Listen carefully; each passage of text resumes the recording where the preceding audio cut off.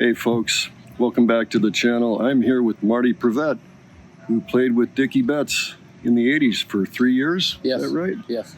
And he was going to talk to us a little bit about his experiences playing with them and also on the same bill with Gregg and his band. Yeah, I did back in those days. That's before they, had their reunion band back together. Mm-hmm. Yeah, it was a blast. I joined Dickie and Matt Apps was playing drums in Nashville, and I guess it was 86, somewhere around there. I lose count of days. Seems about right. But we put the group together. We had a different assortment. Chuck Lavelle was playing with the group when I joined. That's wild. And so we went through a couple, little changes. We finally got a hold of Warren Haynes, and he joined the band. And then Nice. there was a local killer keyboard player named Johnny Neal, Mm-hmm. and he joined the band. And so it was just me and Matt and Johnny Neal and Warren Haynes and Dickie. And we started working on some music, doing tours with Gregg. Mm-hmm. They back in that time they were doing Dickie Betts and Gregg Allman separately and together, and so we were on the same bill. We'd come out and do a show, Dickie, and then Gregg would come out and do a show, and then they had both drum sets set up on stage, and then they'd do some of the Allman Brothers music at the end of the show. Mm-hmm. And it was a ball. Nice. We did that for for a little while, and we started writing some music and putting some stuff together, and we finally went to the studio in Tallahassee, a studio that Butch Trucks owned, called Pegasus. Oh yeah. And okay. and we did an album, Pattern Disruptive, in 1988, and we started touring and doing that a little bit. With one of the shows that's on YouTube now, or it might be on Spotify too, is Dickie Betts at the Lone Star Roadhouse, and we had some guests come in. It was Rick Derringer. No, it was Bruce. Daggum, the bass player, man. Jack Bruce. Oh wow. Yeah, Jack Okay. Bruce came All right. out, and it was a big show. They recorded it, and I knew they did, but I didn't think anything about it until somebody called me one day and said, "Hey, man, that show is is audio now." And so then they printed an LP on it.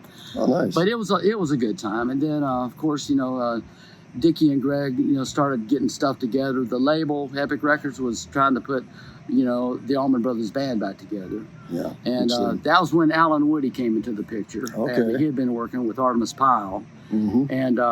And so it kind of ended up between me and him, and he went out because he was really better suited for that music than me, and a good pick player. He had a lot of great energy. Sure. And so they did that. They put that band together, and it was, of course, history. As you know, yeah. Warren was heavily involved in that. Johnny Neal was in the band for a little while.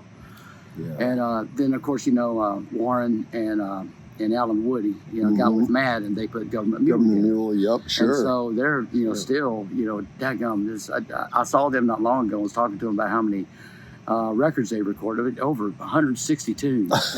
Probably more than that since the last time I saw them. Okay. Because Warren Haynes is out with his Warren Haynes Band. Some too. He's got a different drummer that does that gig, but they still got Government Mule in full swing. Warren is one of the most busiest guys I've noticed I know. that. Man, he gets around. He does not let up a little bit, and he's hooked up with so many other musicians. I noticed at one point he was playing with the symphony orchestra, the Jerry Garcia stuff. Oh yeah, he was. And it goes, wow. He's been on stage with Jimmy Herring and some of those guys from the Widespread Panic, and he's international, and I'm just proud to know him. I'm proud to see how well he's done over the years. Sure. Oh, absolutely. But anyway, that's been kind of my gig in a nutshell. After I broke off, I worked with Danny and Frankie Toller, and we put a group together called Tombstone Bullets for a while, and with Doug Davis was doing some singing and playing. That was a lot of fun. But those guys kind of, went their own way. Of course, both of them are deceased now. Even Doug, I heard recently, had passed away. And I'm just doing some Allman Brothers. Playing bass with an Allman Brothers Tribute Band here, Idlewild South, and we're having a great time. I'm able to keep my chops somewhat up to a level, but it's a challenge as you get older. Sure. You know? Oh yeah, you don't have to tell me. You know? And then, of course, we lost Dickie last year. Or earlier this year. Yeah, it was a few months ago. And I'm just really miss him. I didn't ever really get to go see him, before he passed, and that's one of my biggest regrets was I wasn't more proactive with that. But he left a legacy behind, and so many young guitar players, even mature guitar players that have gleaned some chops and understanding and ideas and attitudes about playing from Dickie. And he was a great guy. I really enjoyed working with him, and he was a good person, and he and his his whole entourage is great. Yeah, that's wonderful. That's wonderful. Yeah, no, I saw the Allmans a couple times back when they when they got together again in '91. Yeah. Like I was at the Great Woods gig. Oh, were you? Yeah. Yeah. And I was even at one of the gigs that the first set came out, from Orpheum Theater in Boston. Yes. They're standing in front of it. Yeah, I was at one of those too. Oh, man, that's great. It was the best stuff. I mean, still one of my favorite gigs. Yeah. Or both of them, really.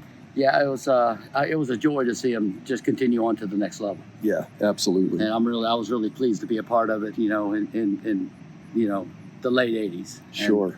Just proud. Sounds like a real thrill. It was a real thrill, and it was just it did my heart good to see them moving forward. They went through some highs and lows and some deep water here and there. Sure, but they kept going. That was the main thing. Yeah, and they really did something amazing. They sure did. And they had quite the legacy. Yeah. Well, thank you very much for recapping that. Yeah. Thank you, Glenn. Appreciate it. Oh, of course.